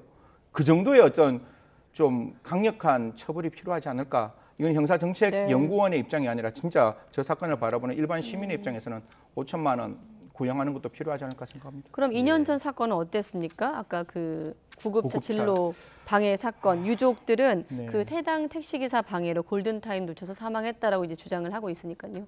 그때 시청자 여러분 또 앵커 다 기억하시겠지만 저도 그거 미필적 고의한 살인이라는 생각이 많이 들었지만 이것도 또 형사를 하는 전문가의 입장에서는 그 행위와 사망 사이 인과관계가 있어야 되는 거예요. 그러니까 막은 행위가 사망에 직접적인 인과관계가 있어야 되는데 인과관계가 없다라는 측면에서 그 당시에 있었던 살인이라든가 뭐 저 상해치사라든가 폭행치사라든가 관련된 모든 행위에 대해서는 사실 기소를 할 수가 없었습니다. 그 인과관계가 없어서. 그래서 언급의료법상 지금 이 처벌 규정도 그 당시에는 적용되지 않아서 아까 제가 말씀드렸다시피 2021년 12월 30일부터는 이 법을 적용해서 좀 처벌하자라고 이야기를 했고 이거 말고 저 운전자가 과거에 좀 여러 가지 부적절한 행동을 좀 했어요. 차하고 툭 부딪히고 난 다음에 뭐 한 2천여만 원 정도의 어떤 불법적인 어떤 그 손해배상을 받았다는 측면에서 이제 기소를 했고 검사는 7년 구형했는데 1심에서는 2년 선고했습니다. 2년 딱 선고하자마자 당해 이제 택시기사 바로 항소해서 항소심에서는 1년 10개월 받았고 지금도 아마 복역 중이라고 저는 알고 있고 그 당시 민사소송도 제기했는데 민사재판에서 3천만 원 아마 손해배상 금액으로 책정된 것 사실 위자료겠죠. 위자료로 책정되었다라고 말씀드리겠습니다. 법적 판단까지 갈 필요 없고 이 상황에 대해서 각자의 판단이 중요할 것 같습니다. 주제를 좀 바꿔서 지금 YTN이 단독으로도 그렇고 연속으로 보도해드리고 있습니다만 중고거래 시장이 굉장히 커졌습니다. 24조 원 규모라고 알려져 있는데 지난해만 3,600억 원의 피해액이 발생했습니다. 이거 어떻게 바라보고 계십니까? 풍선 효과 아니겠습니까? 사실 무슨 말인가 하면 옛날에 보이스피싱이 굉장히 많이 이렇게 활성화가 되었잖아요. 그런데 이제 시청자 여러분이나 저나 그다음 앵커나 이제 우리는 다 알고 있잖아요. 이거 보이스피싱이다. 그러니까 여기에서 더 이상 어떤 수익이 창출되지 않는 거예요. 창출되지 않다 보니까 이제 이 사이트가 어디로 이 사람들이 어디로 오는가 하면 이 작당들이 어디로 오는가 하면 이제 중고 사이트 쪽으로 넘어들어오는 거예요. 왜냐하면 중고 사이트에 저만 하더라도 코로나19 때 바깥에 못 나가니까 아니면 급하면 사실 좀 비싼 게 많잖아요. 그러면 저부터도 중고 사이트 좀 찾거든요. 그래서 그렇게 물건을 사다 보니까 여기 아까 말씀 주신 대로 3,600억 정도 되는 어떤 그 거래 금액 저 피해 금액이 나오다 보니까 지난해의 경우 그게 이제 그런 사람들이 일로 넘어와서 이런 일이 발생하지 않느냐 그렇게 말씀드리겠습니다. 주요 중고거래 사이트마다 사기범이 숨어 있다. 사실 말씀하신 대로 요즘 중고거래가 워낙 활성화되어 있기 때문에 시장도 커졌고 아마 관심 있는 분들 많으실 건데 YTN 보도에 따르면 수법도 교묘해지고 있습니다. 네이버 안전거래를 사칭한다고 하더라고요. 제가 이제 이런 보이스피싱이나 중고거래 사이트에서 가장 중요한 건 원래 제가 범죄 수법 절대로 얘기하지 않는데 이거는 범죄 수법을 알아야 막을 수가 있어요. 그래서 정확하게 설명드리는데 제일 처음에 이제 중고 사이트에 딱 들어가요. 들어가면 이제 제가 사고 싶은 물건 있잖아요. 그러면 이 물건 사고 싶어요라고 치면 한 1, 2분 내로 답변이 옵니다. 그럼 첫 번째 묻는 게 뭔지 아세요? 어디 사세요? 이렇게 물어요. 그럼 저 A라는 지역에 삽니다. 이러면 이 사람은 그보다 굉장히 멀리 떨어진 B 지역에 살고 있다. 이렇게 이야기 나오면서 이제 택배 거래를 요청하는 거예요. 이제 제가 앵커한테 저 서울에 살아요, 뭐 부산에 삽니다. 멀어서 안 되겠네요. 그럼 뭐 택배하죠.라고 택배를 하면 느낌이 어떤 느낌인가 하면 이거 물건 안 올 수 있는 느낌이 들잖아요. 그러면 물건 안 오면 어떡해요? 걱정하지 마세요. A라는 어떤 사이트 안에 있는 안전결제 시스템을 사용하면 됩니다. 라고 하면서 안전결제 시스템에 링크를 딱 보내주는 거예요. 그런 어떤 SNS에. 그러면 그 링크를 딱 누르면 지금 나와 있지만 저 모양하고 똑같은 네이버의 안전결제 모습이 보이는 거예요. 그러면 안전결제 시청자 여러분도 아시잖아요. 가상계좌에 돈을 보내놓고 내가 물건을 받고 난 다음에 그걸 확인하고 난 다음에 가상계좌에서 그 사람에게 돈을 보내는 굉장히 안전한 거래 수단인데 저게 URL이 가짜라는 거예요. 그러니까 절로 가는 순간 내가 생각하고 있는 그 전형적인 안전결제가 아니라 이미 다른 사람에게 돈을 줄 수밖에 없는 악성으로 만들어 놓는 저 사이트에 돈을 주고 이 사람은 물건 주지 않고 뿅 이렇게 없어지는 거죠. 근데 또 어찌됐든 사기범들이 돈을 받는 그 계좌가 있지 않겠습니까? 근데 그 계좌가 이게 사기로 도용이 됐다 하게 되면은 여러 번 바꿔가면서 쓴다고 하는데 이게 가능한 겁니까? 제가 아까 말씀드렸다시피 풍선 효과인데 제가 이거 보니까 K은행과 관련된 통장 11개 정도 되는데 이제 그들 보이스피싱 조직들이 대포 통장을 많이 갖고 있었을 거잖아요. 그러니까 얘들이 보이스피싱이 안 되니까 이게 이제 중고 사이트로 오면서 그 대포 통장을 이용하고 있는 듯한 모습인데 여기서 제가 한 가지 말씀드리고 싶은 거는 보이스피싱은 신고 딱 하면 뭐 하죠? 그 결제가 딱 그러니까 거래 내용이 딱 중단이 되는 어떻게 보면 거래 중단 시스템이 만들어져 있는데 중고거래 사이트에서는 이러한 그 거래가 중단되는 게 없어요. 그러니까 신고를 하더라도 그 계좌가 거래 정지가 안 되기 때문에 다소간에 조금 저 피해자들 입장에서는 당황스럽고 이거 보이스피싱은 되는데 왜 우리는 안 되느냐고 좀 많은 말씀을 하시는데 저도 이게 법리적으로 한번 검토를 했던 적이 있어서 여기서 그 이야기하면 너무 길어지니까 이 부분 저희들도 좀 이렇게 신중하게 좀 들여다보고는 있어요. 다만 부작용이 좀 있기 때문에 보이스피싱은 그 계좌 하나지만 이거는 중고거래 사이트에서 계속 움직였던 거래 사이트라서 다른 사람도 사용 못할 수 있는 게 있거든요. 제대로 거래되는 것도 그런 부분들이 있어서 좀 이 부분에 대해서 어떻게 섬세하게 또 피해자는 보호하면서 거래는 안전하게 할 것인가에 대한 고민을 할 건데 거듭 말씀드리지만 만약 아까 URL 보내주잖아요. 저는 언제나 그렇게 얘기합니다. 그렇게 이야기합니다. 중고 사이트는 천천히 빨리 하자. 무슨 말인가 하면 내가 너무 사고 싶은 물건 뺏길까 싶어가지고 막 이렇게 순간적으로 막 돈 보내잖아요. 그러지 말고 또 있어요. 걱정하지 마시고 제가 경험상 그거 있으면 이틀이나 3일 뒤에 또 나오니까 그 URL 보내면 잠깐 기다려서 제가 운전 중이니까 제가 다시 제가 조금 이따 다시 연락을 드리겠습니다라고 하고 직접 네이버에 다시 빠져나와서 그 URL 말고 그 자기가 직접 알고 있는 네이버 사이트에서 안전결제 시스템으로 들어가는 게 낫지 그쪽에서 원하는 대로 따라 이렇게 가다 보면 분명히 문제가 발생할 수 있으니까요. 제가 아까 드렸던 범죄 수법 꼭 머릿속에 기억하시고 분명히 URL 보내면 그걸로 직접 가지 마시고 바깥에 빠져나왔다가 다시 안전결제 하시는 절대로 천천히 빨리 하자는 말씀 꼭 드리겠습니다. 지금 YTN 켜신 분들은 중고 사이트 이용 전문가가 나오신 줄 알 만큼 어떻게 현실감 있게 설명해 주셨는데 아까 그 범죄 수법 설명하시면서 어느 정도 포함이 되어 있는데 자 어떤 징후가 나타났을 때 의심을 하고 거래를 멈춰야 할지 좀 다시 한번 강조해 주시죠. 그 내용을 제가 좀 정리가 왔는데 그 내용 제가 보면서 말씀드리겠습니다. 첫 번째 카톡으로 연락을 유도합니다. 그러니까 카톡으로 연락을 유도하면 전화가 모르니까 카톡 유도하고 난 다음에 아까 직거래를 피하고 택배를 유도합니다. 그다음 세 번째는 가짜 안전 결제 사이트로 이동하게 하는 거죠. 그다음에 특정 사이트로 로그인하는 URL을 보냅니다. 그리고 수수료를 이유로 추가 입금하는 거죠. 그다음에 예금 주명이 제일 마지막은 저도 조금 찾아봤는데 저는 조금 다를 수 있는데 예금 주명이 영어로 되어 있는 경우도 있으니까요. 적어도 세 가지만 정확히 기억하시면 됩니다. 카톡으로 보내고 택배 요구하고 안전 결제 들어가시면 일단 의심하자. 그리고 일단 좀 스톱하고 한숨 돌리시고 다시 계약하시면 좋겠다는 말씀드리겠습니다. 거래하시면 좋겠다는 말씀드리겠습니다. 천천히 빨리 해야 된다는 것도 꼭 기억하시고요. 주제를 바꿔 보겠습니다. 참 어떻게 이런 일이 있나 비정함을 느끼게 되는 그런 사건입니다. 어머니에게 약물을 먹여서 살해한 30대 딸. 그런데 사망 보험금을 노렸다 이렇게 밝혀졌어요.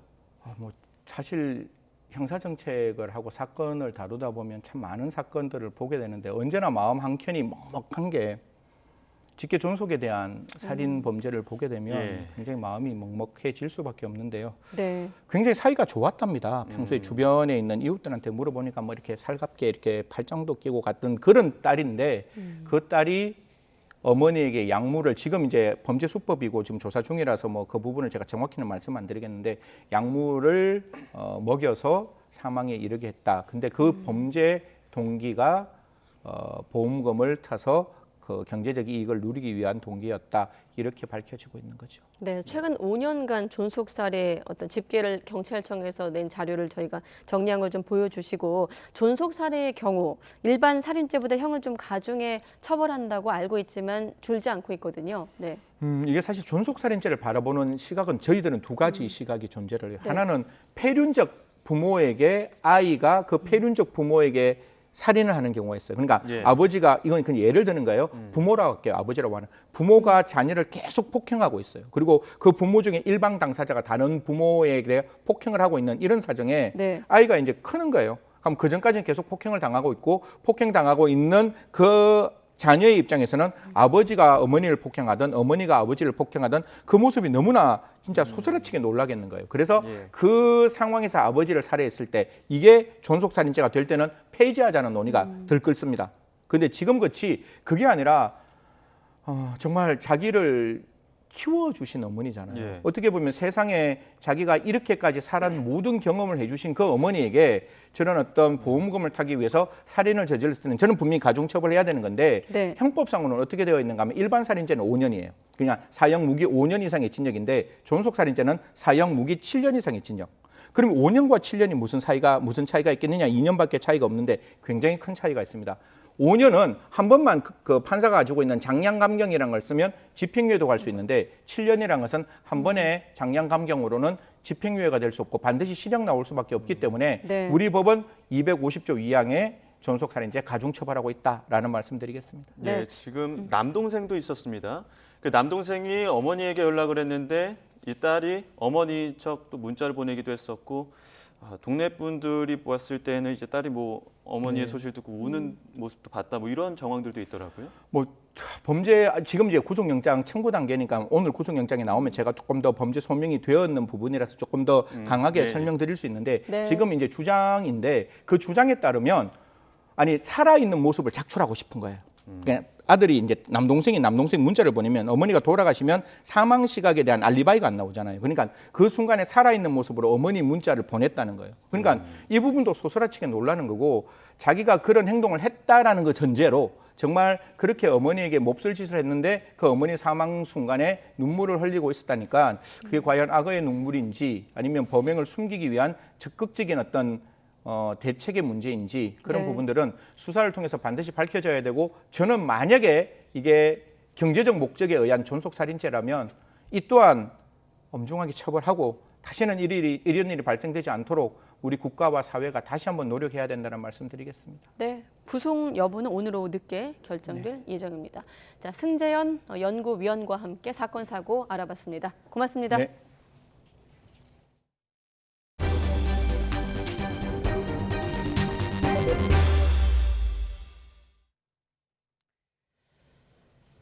경북 봉화 아연광산에 고립됐다가 극적으로 구조돼 치료받던 노동자들이 일주일 만에 퇴원했습니다. 구조대와 지자체 등의 거듭 감사 인사를 전했고 같은 사고가 반복되지 않도록 광산에 대한 안전 점검도 부탁했습니다. 허성준 기자가 취재했습니다. 건강한 모습으로 취재진 앞에 선 박정아 씨. 지하 190m 갱도에서 221시간이나 고립돼 있었다고는 믿기지 않을 정도입니다.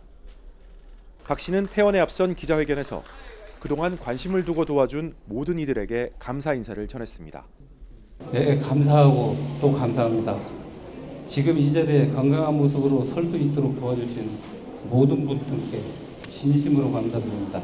밖에서의 처절한 구조 활동 얘기를 듣고 한 생명이라도 살리려는 그 진심이 저의 가슴 깊은 곳까지 느껴졌습니다.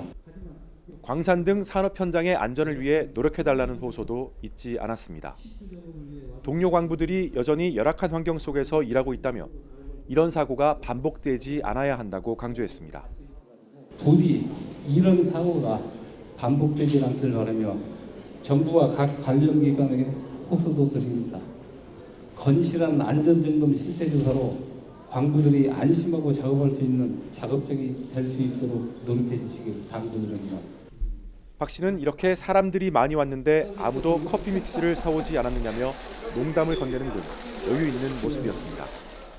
그러면서 퇴원한 이후 가족과 함께 제2의 인생을 살겠다고 말했습니다. 포기를 했었습니다. 마지막 날에 구조조에서만.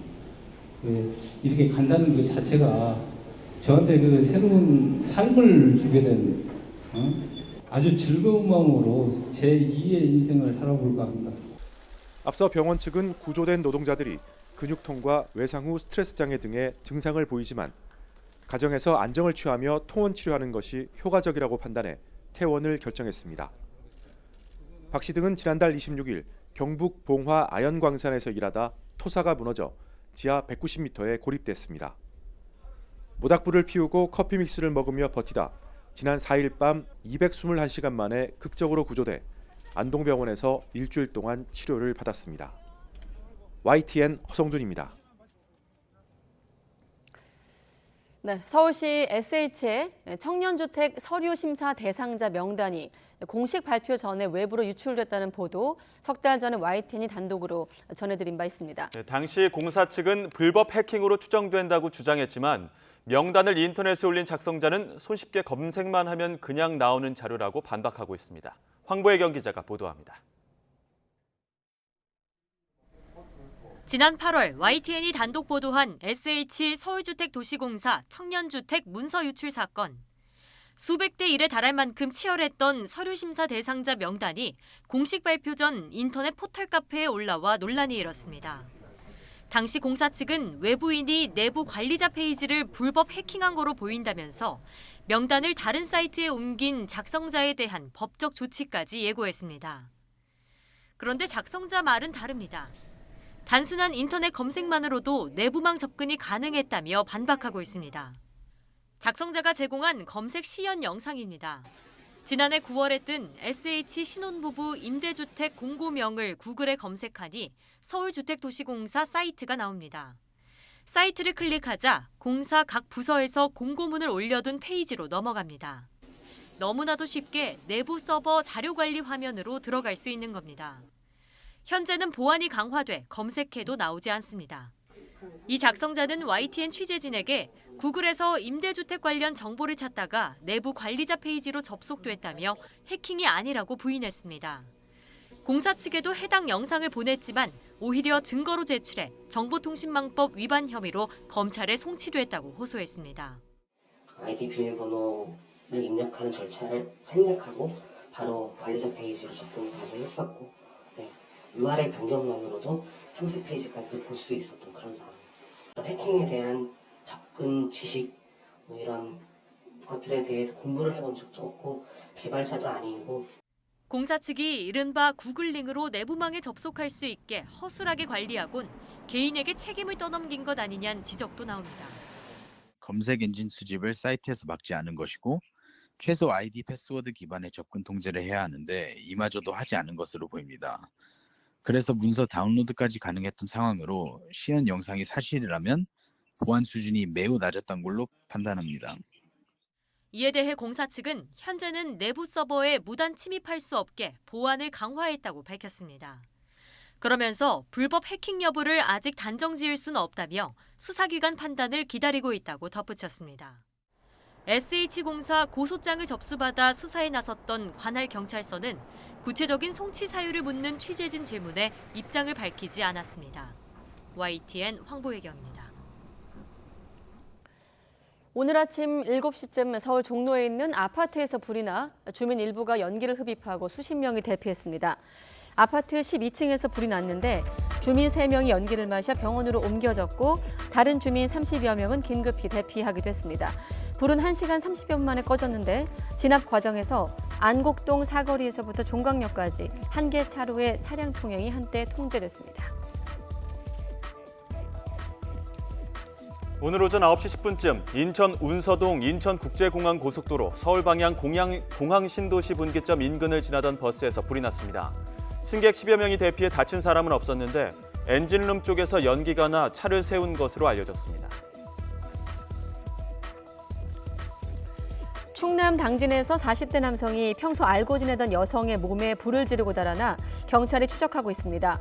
피의자는 오늘 아침 9시 40분쯤 지인인 40대 여성의 몸에 인화 물질을 뿌린 혐의로 피해자는 상체에 2, 3도 화상을 입었지만 생명엔 지장이 없는 것으로 전해졌습니다. 뉴질랜드에서 아동 2명의 시신이 가방에서 발견된 이른바 가방 속 시신 사건의 용의자로 지목된 친모가 뉴질랜드로 송환될 전망입니다. 서울고등법원은 오늘 친모 A씨에 대한 뉴질랜드 당국의 범죄인 인도 요청을 허가했습니다. 법무부 장관이 최종 승인하면 A씨는 뉴질랜드로 송환됩니다. 열차에 치여서 숨진 직원이 올해 들어서만 4명이 나오면서 코레일의 부실한 안전관리가 계속 도마 위에 오르고 있습니다. 그러나 지난 5년간 코레일은 안전부문 예산을 꾸준하게 늘린 것으로 드러나 예산 증액이 안전사고 예방으로 이어지지 못했다는 해석입니다. 노조는 사고는 대부분 인력 부족 때문에 발생하는데 사측이 이 부분을 해결할 의지가 없다고 지적합니다. 김태원 기자가 보도합니다. 지난 5일 경기 의왕시 오봉역에서 화물열차 연결 작업을 하던 노동자가 기관차에 치여 숨졌습니다. 이렇게 작업을 하다 열차 사고로 사망한 코레일 직원은 올해 들어서만 4명. 지난 2017년부터 5년간 해마다 70명 가까운 직원이 작업 중 사고로 다치거나 목숨을 잃었습니다. 이에 따라 코레일은 공공기관 안전관리 평가에서도 최근 2년 연속 4등급 미흡 판정을 받았습니다. 그러나 이 같은 추세와 달리 코레일의 안전부문 예산은 지난 2018년부터 매해 오히려 늘어온 걸로 확인됐습니다. 특히 중대재해처벌법이 시행에 들어간 올해 예산은 지난해보다 20% 증가했는데 사상자는 별로 줄어들지 않았습니다. 예산이 불었는데도 안전 문제는 크게 개선되지 않는 이유는 뭘까? 늘어난 예산이 어디에 쓰였는지 살펴봤더니 대부분 노후 열차 교체 등 시설을 보수하는 데 투입됐습니다. 반면 지난 2019년 이후 인력과 인건비는 큰 변화가 없었습니다. 노조는 이마저도 외주 인력을 직원으로 정식 채용하면서 늘어난 수치라고 꼬집습니다. 인력이 충분하지 않으면 위험을 미리 감지하기 어려워지는 만큼 안전사고를 방지하려면 인력 문제 해결에 더 많은 예산이 들어가야 한다고 주장합니다. 인력이 부족한 경우에 사고가 나는 경우가 굉장히 많거든요. 그래서 현장에서 안전을 확보하기 위해서 필요한 인력이 있는데 그 인력의 어떤 확보가 안 됐기 때문에 위험 요소를 사전에 정확히 진단해서 효율적으로 예산을 투입하는 것도 필요합니다. 인력 구조, 배치, 운영 이런 데가 굉장히 좀 지금 현재 위험하다라고 진단했다 그러면 예산을 증액하고 또 새롭게 투입하고 했을 텐데 사실 그쪽에 대해서 위험성을 그렇게 제대로 진단하지 못했다. 코레일 측은 예산 문제로 인력을 늘리는 데 한계가 있지만 정부에 추가 예산을 요청하는 등 안전 투자를 확대할 방법을 검토하고 있다고 밝혔습니다. 원희룡 국토교통부 장관도 원인을 철저히 규명한 뒤 사고 예방책을 세우겠다고 밝힌 가운데 제대로 된 현장 매뉴얼 마련부터 위험한 작업 수행을 도울 설비 도입까지 여러 방안을 폭넓게 검토해야 한다는 지적도 나옵니다. YTN 김태원입니다. 서울 지하철 5호선을 경기도 김포까지 연장하는 방안이 본격적으로 추진됩니다. 그동안 쟁점이었던 방화 차량 기지 등의 이전을 위한 세부 논의도 진행하기로 했습니다. 김종균 기자의 보도입니다. 경전철 2량짜리 김포 골드라인은 지옥철로 불립니다. 출퇴근 시간대 혼잡도가 최대 285%, 숨이 막힐 지경입니다. 그래서 방화역에서 김포로 지하철 5호선을 끌어오는 게 김포 지역 주민의 수건입니다. 이번에 서울시, 강서구, 김포시가 손을 모아 5호선 김포 연장을 본격적으로 추진하기로 했습니다. 김포, 한강, 신도시까지 지하철이 연결되고 다른 호선과 환승 연계가 잘 되어 있던 서울 5호선을 이용을 하게 되면 몇 번씩 갈아탈만 했던 김포 시민들의 불편이 크게 해소될 수 있을 것으로 기대가 됩니다. 걸림돌이었던 방화 차량 기지와 건설 폐기물 처리 업체 이전에 원칙적으로 합의했습니다. 이 문제에 관한 세부 논의를 전향적으로 진행하기로 했습니다. 건설 폐기물 처리 업체는 인수합병과 폐업 유도 등을 추진할 계획입니다. 이번에 이 5선 저희가 협약 측 이후에 5선 진행을 하게 되면 김포시가 이제 바야흐로 수도권에서 굉장히 중심지로 성장할 수 있는 그런 기회가 될 거라고 봅니다. 다만 5호선 연장 노선은 인천과 경기도, 김포 등 지자체 간 추가 협의가 필요한 상황입니다. 구체적인 노선과 비용 분담 등에 대한 협의가 마무리되면 정부는 내년부터 예비 타당성 조사와 기본계획 수립 절차를 진행할 계획입니다. 특히 5호선 연장은 국토교통부가 발표한 김포 한강 2신도시 조성과 연계에 추진됩니다. YTN 김준길입니다. 미국 정부가 북한이 유엔 안보리 결의안을 어기고 러시아에 군복을 제작해 수출했을 가능성을 배제하지 않았습니다. 그러면서 북한이 러시아에 무기를 공급하고 있다고 거듭 확인했습니다. 이종수 기자입니다. 북한이 외화벌이를 위해 한 달 전부터 우크라이나전에 배치된 러시아군을 위한 겨울용 군복과 방화날을 만들고 있다고 미 자유아시아 방송이 보도했습니다. 자유아시아 방송에 따르면 러시아에서 옷감이 국경을 넘어 북한에 전달됐으며 주문 수량은 대규모입니다. 미 국무부는 이에 대한 가능성을 배제하지 않았습니다. What we have said is that Russia has sought security assistance from the DPRK. 2017년 9월 채택된 유엔 안보리 결의 2375에 따르면 북한의 섬유 수출은 금지됐습니다. 미 국무부는 이와 함께 북한이 무기를 은닉해 러시아에 제공하려 한다며 명백한 제재 위반이라고 강조했습니다. They have discussed the possibility of providing a significant amount of artillery, millions of rounds of artillery, and that the DPRK is seeking to provide that to Russia, masking those supplies through third countries. 앞서 이달 초 미 백악관은 북한이 러시아에 상당한 양의 포탄을 제3국행으로 은닉해 제공하려 한다는 정보가 있다고 발표했습니다.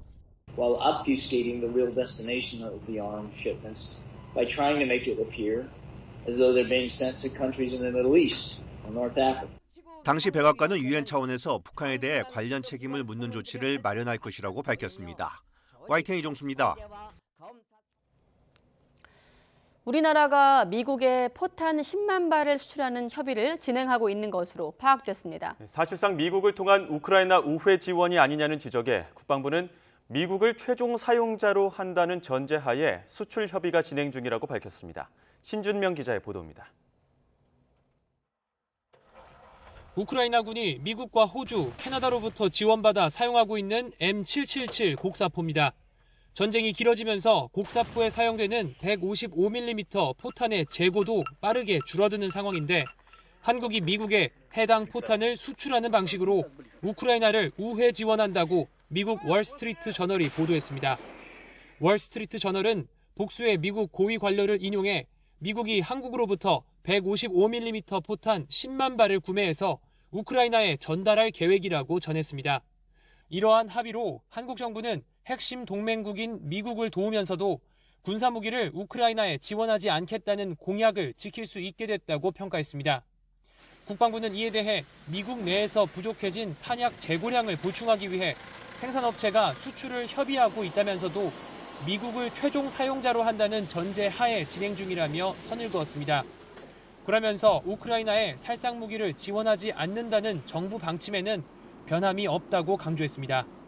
하지만 군 관계자는 미국이 기존에 보유한 탄을 우크라이나 등 제3국에 제공하는 것은 우리가 관여할 수 있는 사항이 아니라며 사실상 우회 지원이 될 수도 있다는 여지를 남겼습니다.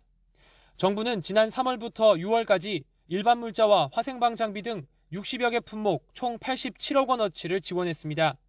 살상무기는 포함되지 않았는데 최근 푸틴 러시아 대통령은 한국이 우크라이나에 무기를 제공할 경우 양국 관계가 파탄날 거라고 경고했습니다. Но сейчас нам известно, что Республика Корея приняла решение поставлять оружие и боеприпасы на Украину. Это будет разрушать наши отношения. 이런 가운데 북한이 최근 포탄 등 무기를 제3국으로 보내는 물품으로 위장해 러시아에 제공하려 하는 것으로 알려졌는데 우리 정부도 북한이 다양한 무기를 러시아와 거래하려는 정황을 포착한 것으로 전해졌습니다. YTN 신준명입니다. 제이크 설리번 미 백악관 국가안보보좌관이 지난주 우크라이나를 전격 방문해 볼로디미르 젤렌스키 우크라이나 대통령에게 전쟁 타협 가능성을 타진했다고 미국 NBC가 보도했습니다. 설리번 보좌관은 전쟁의 외교적 해결 필요성을 거론하며 러시아와 협상할 수 있다는 태도를 보이면 협상력이 오히려 강해질 것이라 말했다고 우크라이나 당국자는 전했습니다. 우크라이나가 남부 헤르손주에서 러시아의 철수 발표 이후 이틀간 200제곱킬로미터에 달하는 영토를 수복했다고 밝혔습니다. 로이터 통신 등에 따르면 현지 시각으로 10일 발레리 잘루즈니 우크라이나군 총사령관은 텔레그램에서 이틀간 헤르손에서 마을 6개씩을 러시아군으로부터 되찾았다면서 이같이 밝혔습니다. 우크라이나는 지난달 초 약 일주일 동안 헤르손 수복작전을 통해 500제곱킬로미터 영토를 되찾았는데 이틀 만에 또 그 절반에 가까운 면적을 추가로 탈환한 겁니다. 러시아 국방부는 철수작전에 착수했다면서 러시아군은 드니프로강에 동안에 준비된 위치로 이동하고 있다고 밝혔습니다. 우크라이나 전쟁에 의용군으로 참전한 20대 일본인 남성이 사망했다고 일본 정부가 발표했습니다. 마스노 관방장관은 우크라이나 현지에서 전투에 참가한 20대 일본인 남성이 지난 9일 사망했다고 밝혔습니다. 의용군으로 우크라이나 전쟁에 지원한 일본인은 약 70명에 이르는 것으로 알려졌는데 일본인이 현지에서 숨진 건 이번이 처음입니다. 네, 기후가 온화한 전남 고흥. 우리나라에서 유자가 가장 많이 나는 고장으로 알려져 있습니다. 네, 유자를 처음으로 재배한 마을에서 유자와 석류를 주제로 한 축제가 3년 만에 다시 열렸습니다. 오선열 기자가 다녀왔습니다. 나무마다 황금빛 유자가 주렁주렁 열렸습니다. 바닷바람이 지나는 언덕배기에서 유자 향기에 취해보는 사람들. 때를 놓칠세라 유자를 직접 따는 손길도 분주합니다. 쭉 가면 유자 나무가 너무 많아가지고 너무 좋고, 네, 여기 두르면서 유자 따는 체험도 하고 자연 보면서 유자도 보고 향도 너무 좋고 하니까 좀 힐링되고 너무 잘 쉬다 가는 여행이었던 것 같아요. 체험객들은 전문가의 설명에 따라 갓 딴 유자를 곱게 썰고 설탕을 가득 부어 버무립니다. 유리병에 담자 먹음직스러운 유자청이 순식간에 완성됩니다. 정말 따뜻하고 그 삼면이 바다이기 때문에 정말 이 유자의 맛과 향이 일품입니다. 이렇게 많은 분들과 체험을 하는 건 처음이어가지고요. 좀 엄청 행복한 것 같습니다. 예. 코로나19로 중단됐던 고흥 유자 석류축제가 3년 만에 열렸습니다. 고흥의 특산물을 알리기 위해 유자를 활용한 음식 만들기 등 체험 행사와 전국 요리 경연대회도 마련됐습니다. 유자 둘레길 걷기, 유자청 담그기, 그다음에 우리 고흥에 구미가 있는데 구미를 이용한 전국 요리 경연대회 등 다양한 프로그램들이 마련되어 있습니다.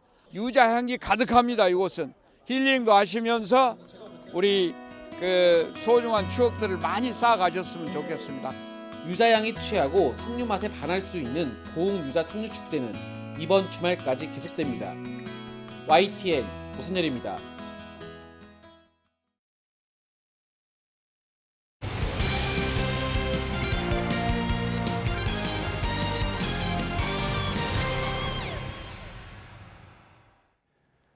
카타르 월드컵 개막을 앞두고 우리 축구 대표팀이 오늘 저녁 마지막 평가전에 나섭니다.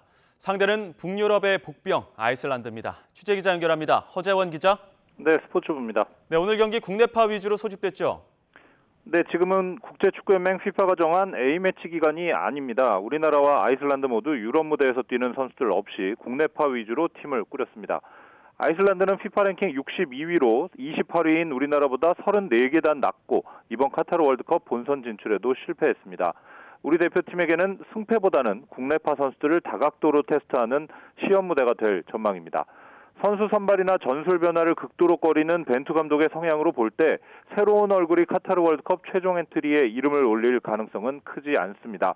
그동안 꾸준히 소집되었던 선수들의 자리를 빼면 이번에 소집된 27명 중 10명 가까이는 탈락의 고배를 마실 수밖에 없습니다. 아직도 적임자를 찾지 못한 오른쪽 풀백 자리나 손흥민의 부상, 황의조의 부진 등 변수가 생긴 공격진의 백업 공격수 자리를 놓고 치열한 경쟁이 예상됩니다. 네, 오늘 경기 마치면 당장 내일 최종 엔트리 발표하고 그리고 카타르로 출국하게 되죠? 네, 오늘 아이슬란드전을 마치면 간소한 형식의 출정식이 열립니다. 해외파들도 소집되지 않았고 아직 최종 명단도 확정되지 않았기 때문에 예정과 달리 출정식은 간소하게 진행됩니다. 내일 낮 1시에는 벤투 감독이 기자회견을 통해 카타르 월드컵 무대를 밟게 될 최종 명단 26명을 직접 발표합니다. 마지막 관문을 통과한 선수들은 내일 밤 월드컵이 열릴 카타르로 출국합니다. 이미 벤투 감독은 얼굴뼈 수술 후 재활 중인 손흥민 선수를 선발하겠다고 공언했는데요. 손흥민을 포함한 유럽파 선수들은 소속팀 경기를 마치고 다음 주 중 카타르 현지 베이스 캠프로 바로 합류할 예정입니다. 지금까지 YTN 허재원입니다. 카타르 월드컵 개막을 앞두고 벤투호 상대국의 전력이 속속 드러나고 있습니다. 포르투갈의 호날두는 5번째 월드컵에 나서고 첫 상대국 우루과이는 신구 조화를 이룬 정예 멤버를 공개했습니다. 보도에 이지은 기자입니다. 카타르 월드컵에 갈 포르투갈 대표팀 최종 명단이 나왔습니다. 맨유에서 주전 자리가 흔들리는 호날두도 5번째 월드컵에 나서게 됐습니다. 포르투갈 산투스 감독은 호날두를 둘러싼 논란을 감싸 안았습니다. Cristiano, como todos os outros, isso eu sei. E eu vou responder o Cristiano com todos. Ou seja, todos os jogadores que eu convoquei, e alguns que se viessem outros seria exatamente igual, vêm todos com uma fome enorme. 호날두는 다시 한번 포르투갈의 이름을 드높일 준비가 끝났다면서 소감을 밝혔습니다.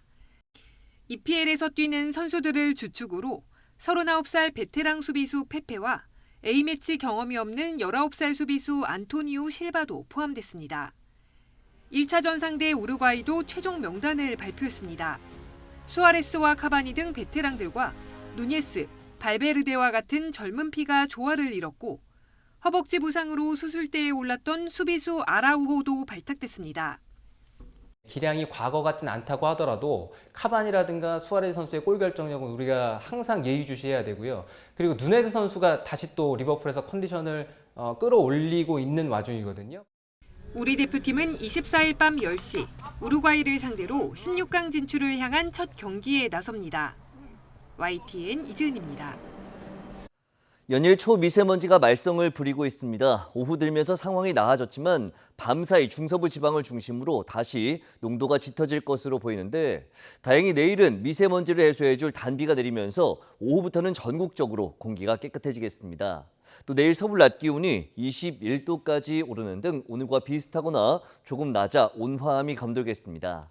비는 내일 새벽에 제주도를 시작으로 오후부터 모레 오전 사이 전국적으로 내리겠습니다.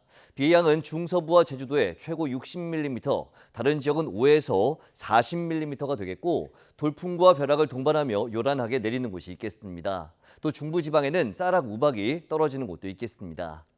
내일 아침 기온 예년보다 3도에서 7도가량 높겠습니다. 서울 11도, 대전 10도, 광주 14도, 부산 15도로 예상됩니다. 낮 기온도 예년보다 6도에서 8도가량 높겠습니다. 서울 21도, 대전 23도, 광주 23도, 대구 21도로 예상됩니다. 비가 그친 뒤 찬 공기가 유입되면서 날이 급격히 쌀쌀해지겠고 영동은 월요일까지 비가 이어지는 가운데 높은 산간에 눈이 내릴 전망입니다. 날씨 정보였습니다. 가장 빠른 종합뉴스 뉴스큐 마치겠습니다. 이어서 이브닝 뉴스가 방송됩니다. 시청해주신 여러분 고맙습니다.